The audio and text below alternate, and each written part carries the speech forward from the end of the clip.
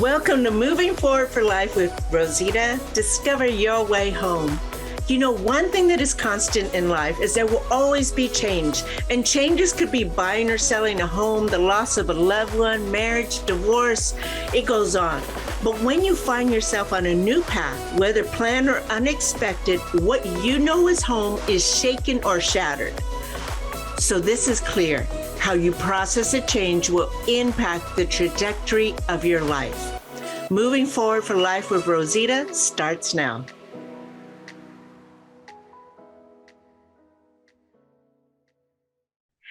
Hi, and welcome to Moving Forward for Life with Rosita. Discover your way home. I'm Rosita, your host, and I'm also a self-discovery coach. I partner with you to help you determine what you need to come home. And home is the core of who you were made to be. My shows focus on topics related to self-discovery or stories of triumph, all with the goal to help you find your purpose, get unstuck, and move forward in a life that you desire. Today is a big treat. We have Trish Campbell with us. She is our guest today. Welcome, Trish. Hi, Rosita. Thanks so much for having me. So excited to be here. I'm excited to hang out with you for a little while. I know. I So just want looking to say forward. that Trish is the author of Love Me, and she'll talk about that book in a little bit. She is a transformation coach, a Reiki Master Teacher, and a speaker. She motivates individuals through the transformative process of remembering who they came here to be. I love that. We might have to have another show for you to elaborate on that, Trish. Okay. So today, Trish is going to share her story of how her life was like before she found her purpose.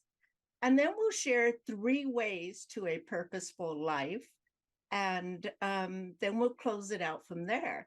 So to begin, Trish, I want to just start with a definition so that we are leveling the playing field of what the definition of purposeful life is.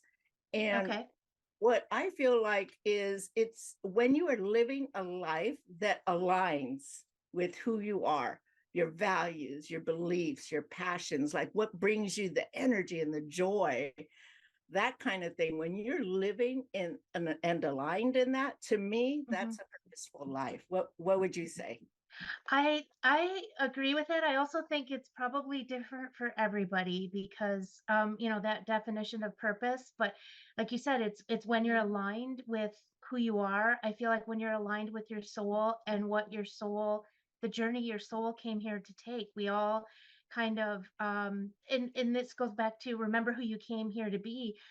I believe that we know who we came here to be before we enter this earthly plane, and then we soon forget in the socialization, in our upbringing, all of these things that kind of help us to participate in society and in a system that our society operates in. And so we that pulls us away from our soul and our purpose a lot of times because we're too concentrated on fitting in and belonging and the external, because that's how we're conditioned to look externally for everything. So I think purpose is really being driven from the inside out.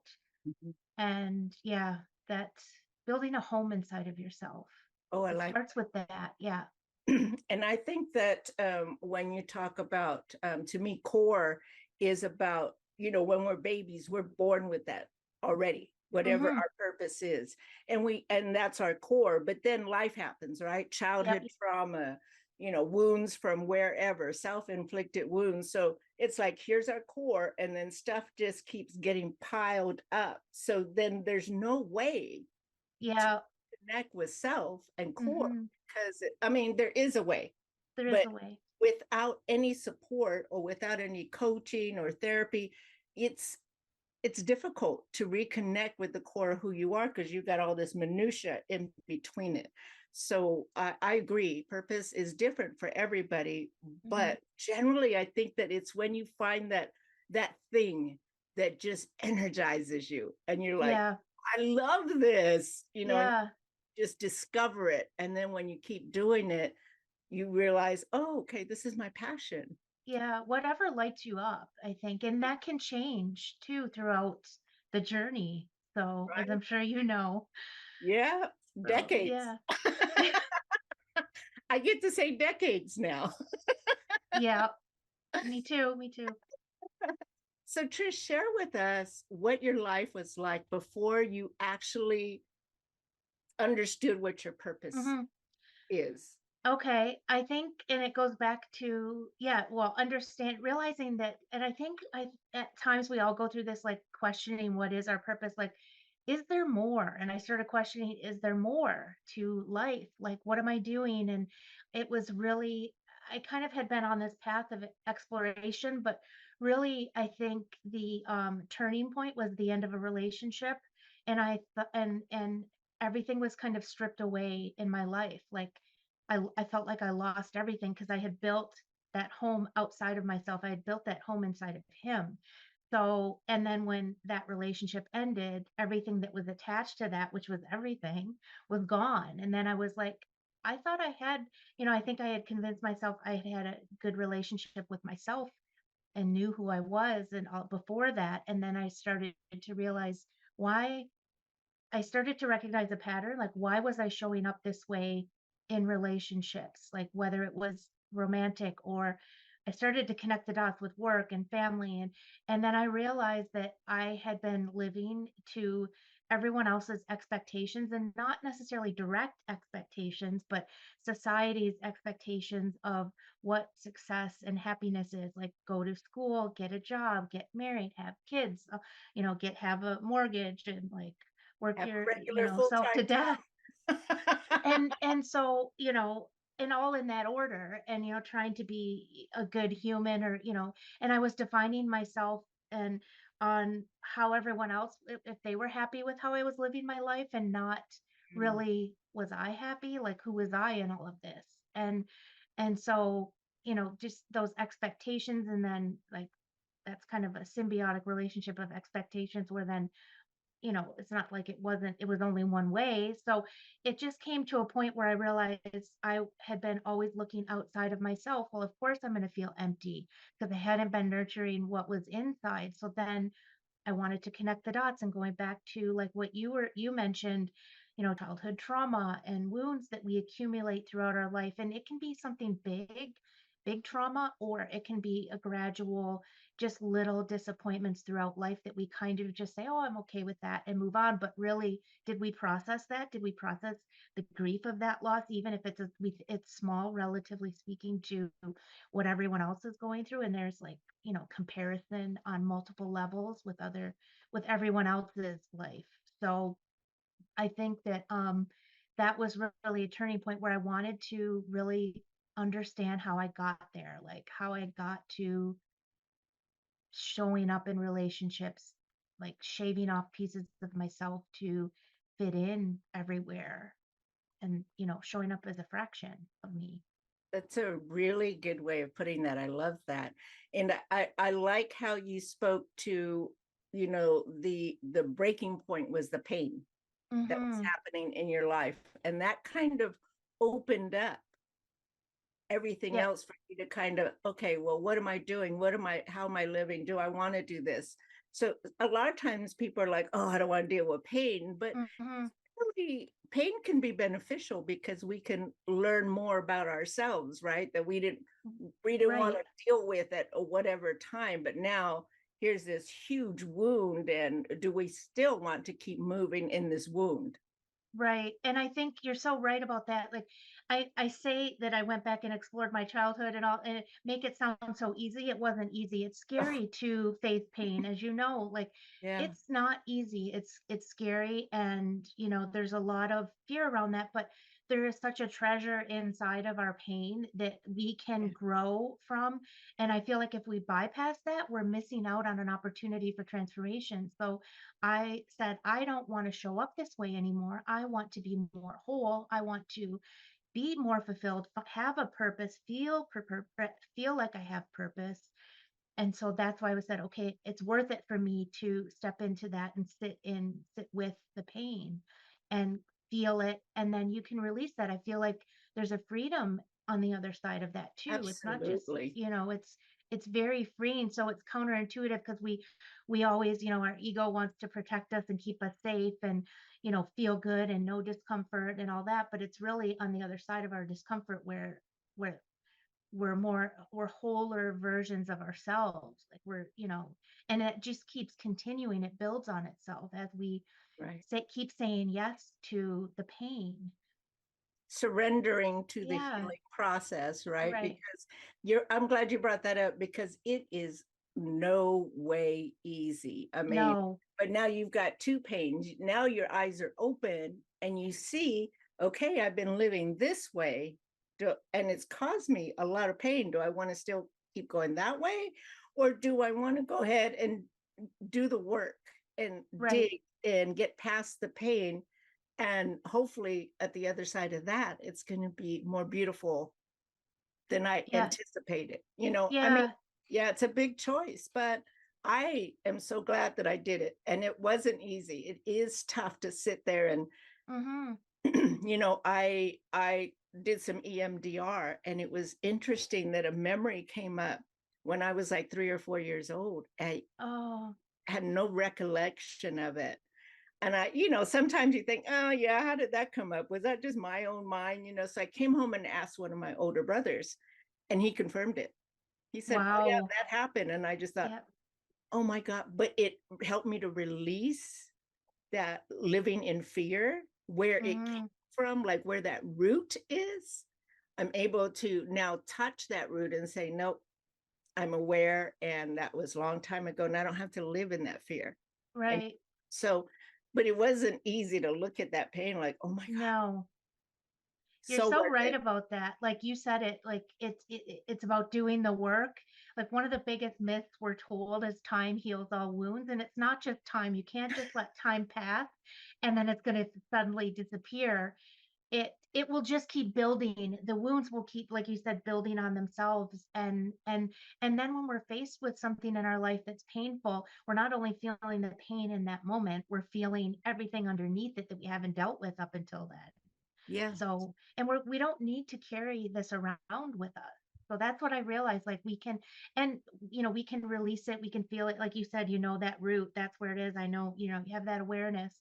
That right. doesn't mean that we're going to be perfect going forward. And when things come up that might trigger a memory or whatever. And so that's where self-compassion comes in with going through the process of facing the pain, is to like remind ourselves that it's not linear. It's a spiral. I believe you keep coming back to the same thing, but from a different perspective. And it's going to Right. always continue to get deeper. And as it gets deeper, it's going to like be more, sometimes more intense, but that's what like we've said yes to. So Yeah, but I we have have to the remind myself. tools. Yeah, yeah, We have the tools now to process it in a way that's not going to put us back in a self-destructive behavior, or exactly. I call victimville, right? Right. Yeah, I just Yes, exactly. I don't want to be back there. I mean, I No. always joke and say I've been running president for decades. I just I'm giving up the title of president of Victimville. I'm done. Yeah. I love that. I love that because we surrender our power. We give away our power when we're in that victimville. So, Yeah, and that was one of the biggest lessons. And, it was still an ongoing learning. It's always like, because those like, I call it like a program within ourselves, like the victimhood, like, oh, this, you hurt me. And so, but, so that is like so deep in our conditioning that mm, it can't possibly ever, so it's always going to like try to pop up. And it's yeah. like you said, nope, I'm not president of that anymore. I'm not a citizen of I'm that not a citizen. Victimville Yeah. anymore. Yeah. So let's get into the I want to talk about 3 ways that we can share where people can live a purposeful life. And Okay. so number one is, uh, take time to discover you. Mm-hmm. Like, what are your values, your beliefs, your passions? And then make a list of your passions, like what really drives you and energizes you. understanding who you are is such a gift. It's It such a is. It is. And I think it's just as simple. It sounds like, oh, that's it, like that, but it's just as simple, but it's so profound when you do that, when you actually take the time to list out, and it's can be an ongoing list. And like I said, these things change, our passions change, our purpose changes, and it's about that was really the biggest healing, or just finding ways to learn about myself and that self exploration. What do I love to do? Like I'm always attaching myself to, I had always attached myself to what my partner liked to do, or, what we did as a family is tradition, and not, stepping outside of that, what I already know, to find out explore new things. So I think that is key, and in a key tool in doing that. And I think for me, like one of those things is creativity and writing, and yeah, also art. Like you see the art behind me, so that was part of my healing, yeah, is in that art. So, and I think that, going through that self exploration was when we can tell ourselves, oh, I'm not artistic, or I'm not creative. We are all creative, we're all artistic.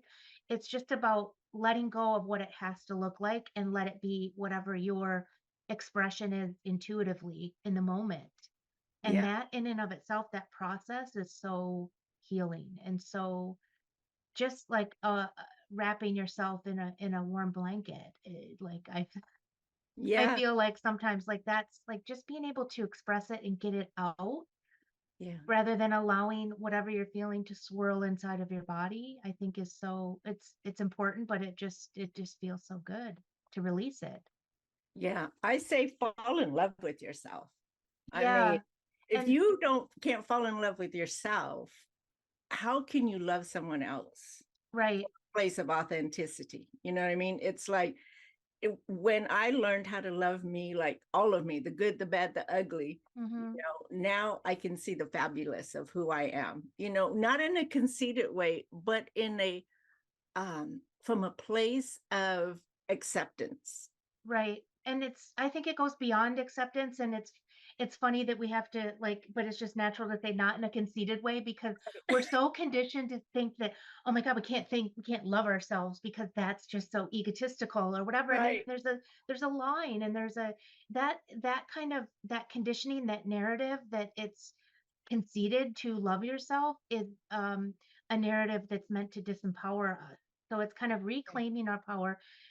Self-love is the greatest revolution of, like, to love yourself. And no matter what, like you said, it doesn't matter your imperfections and all of that. Our imperfections are divine. So it's meant, our imperfections aren't really imperfections. They're just our unique expression of the Our same fingerprint. light. Yeah. It's a fingerprint. Yeah, exactly. Yeah. So perfect, and that we're constantly striving to achieve perfection, but that again is a myth of society that doesn't exist.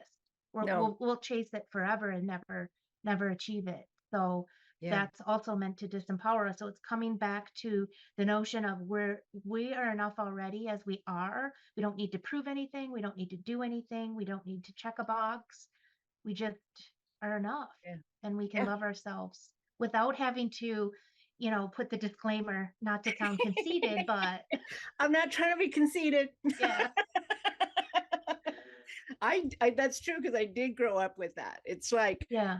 my mom always taught me to walk with my shoulders back and my head high. And I actually Mm, had someone come up to me and say, "You walk around like you're all that. You're so conceited." And I thought, "Oh, my mom always taught me to walk with my shoulders back and my head high. So uh, that might be something you need to deal with." yeah, I love that. I love that. That's, gosh, if there's one thing, and then that reminder is always there with you, and that stuck with you. So it's like that is it. That's instilling, reminding ourselves of who we are in all the different ways. So I love it. Yeah. So number two, Mhm. way to find your passion, and I pick one passion that brings you the most joy and energy when you act in it. When I act in it. Yeah, when you're Um, doing it. oh, it's hard to pick one. I would say right now for me, it's like creating art, like visual art with painting, and I'm just exploring, and I've been doing a lot of acrylics on canvas, which is what you see behind me, but I've just been exploring watercolors. So it's because it's really like it doesn't matter. It doesn't matter what it looks like. So it's a true practice in letting go of whatever the outcome is and just going with what's intuitively inside of me, which I love to live life that way, although it's not always good in society because we have like we're scheduled and whatever, all the things, but I just, that just brings me alive because it's just you're so in the moment, and Yeah. I love that. And it's like again an exploration into yourself, into your soul.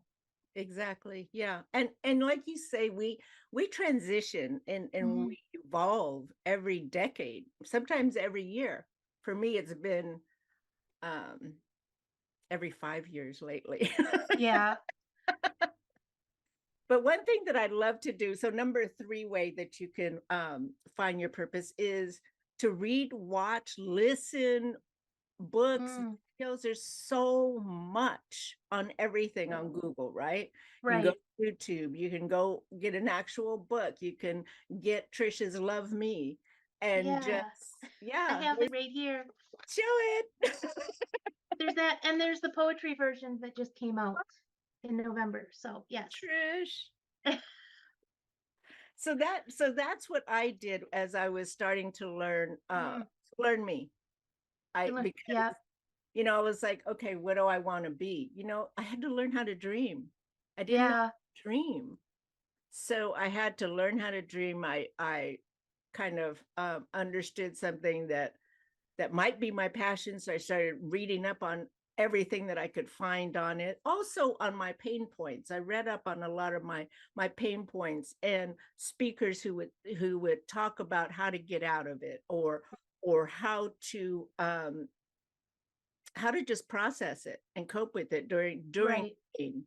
Hmm. So important because every time we walk out of the door or even get on our phone, we are inundated with a lot of times negative information. Right.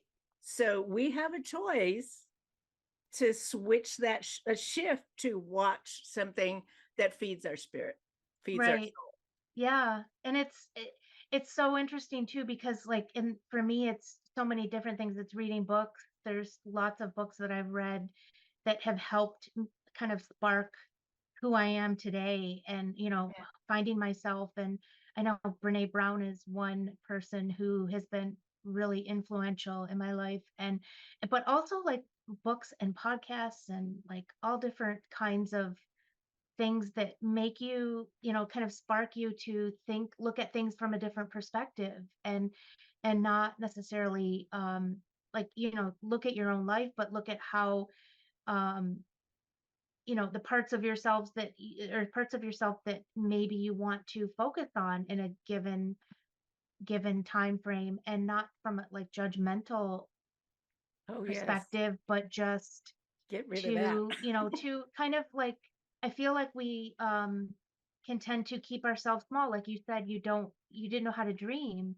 And it's because we're not like dreaming is also one of those things that's kind of like suppress, like, oh, stop daydreaming or stop, like, no, those are when the ideas are like when we're not really when we let ourselves go into those dreamy moments, that's when our soul is speaking to us. And a lot of times, like if it keeps coming up, a lot of times we'll like discredit it because it's, a society will say, oh well, that's not a lucrative career or whatever the narrative is. But it's there, it's in our mind, it's in our heart for a reason. And so why not explore it? And like you said, you mentioned you kind of your life kind of changes every 5 years. Like those things will evolve and change too. Like the dreams we had 5 years ago, we might have already passed, achieved those dreams, or Yeah. they might not mean anything to us anymore, and that's okay too. And sometimes we need to dream, I feel like we need to dream bigger because we set this goal that seems so unachievable, but then what? Because there's always more. Yeah. And sometimes we have to let go Yeah, of some dreams, right? we It's do. just, And that's okay. That's yeah, okay. it's okay. And, It but doesn't, if we keep that in our mind, our mind gets so cluttered. I'm going to use that yes. word. It gets cluttered. And when we start releasing a lot of this stuff, like living for somebody else, people pleasing, um, being controlling. When we start releasing that stuff, there's more real estate in our mind to be able to listen to our intuition.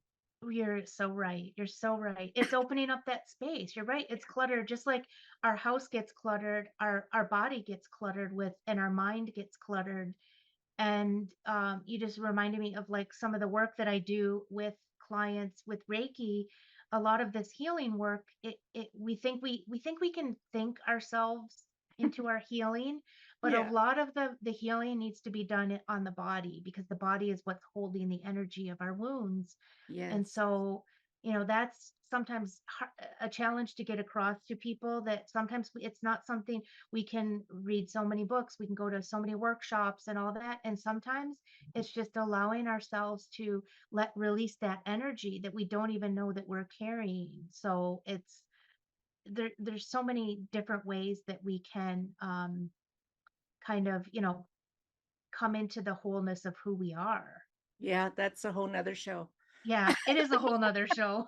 So I just want to go over it because I think we're running low on time, and I want to hear about what you're doing nowadays Yeah. and your book. So just to recap, 3 ways to live a purposeful life. Take time to discover you, to explore who you are, Mhm. find out what your passions are, and make a list of them, and then just kind of experience each one of them, right? Number 2 is pick a passion that brings you the most joy and energizes you when you are doing that, whatever that passion is. And then number 3, just drench yourself in material according to your passion, like mine was self-discovery. What is self-discovery? How do I get there? What are some tools? So I did a lot of that. And those are the 3 tips for today for living a purposeful life.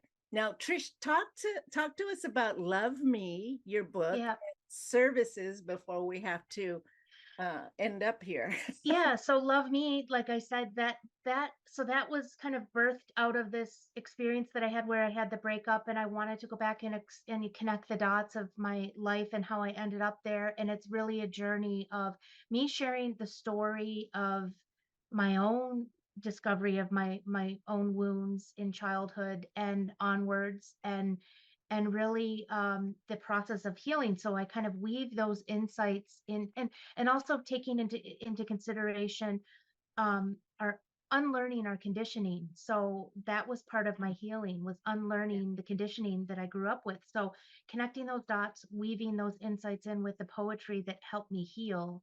So it's all woven together in this book, Love Me. And then the second book is just the poetry on its own, with some new poetry since, like, throughout this, because it's always ongoing. It's always an Yeah. ongoing journey. And there's a third book coming this month. So Good job. yes. So where can they reach you? What's your website? How can they connect to order the book? Yeah, so you can get all the links, all the ways to buy the book on my website. This is trishcampbell.com. And yeah, you can connect with me there, or I'm always on Instagram at This is Trish Campbell, on Facebook as well. So Thank you so much. I think we have like 1 or 2 minutes left. mhm. So thank you for joining. And I'm so glad to chat with you. It's hard to catch up with each other, right? I know it's been amazing being here. Thank you so much for having me. And yeah, it's been fun. Yeah. So I just want to close out and remind you guys that choosing the trajectory of your life is within your reach. You have a choice. You can decide which way your life is going to go. So go to my website at movingforwardforlife.com. Check out my life coaching products and coaching as well. Thanks a lot. I'll see you next time. Thank you, Trish. Thank you. Bye. Thank you so much for listening to Moving Forward for Life with Rosita. Discover your way home. Through my own personal healing journey, I've come out stronger and braver. I know firsthand how hard, how lonely, and heartbreaking it is to continually live in pain. As we work together, you will discover the good, the bad, and the not so pretty parts of yourself so you can uncover the fabulous in you. Discover what you need to come home, whether that's a physical home or the home in you. Join me every second and fourth Friday at 12:30 p.m. Pacific.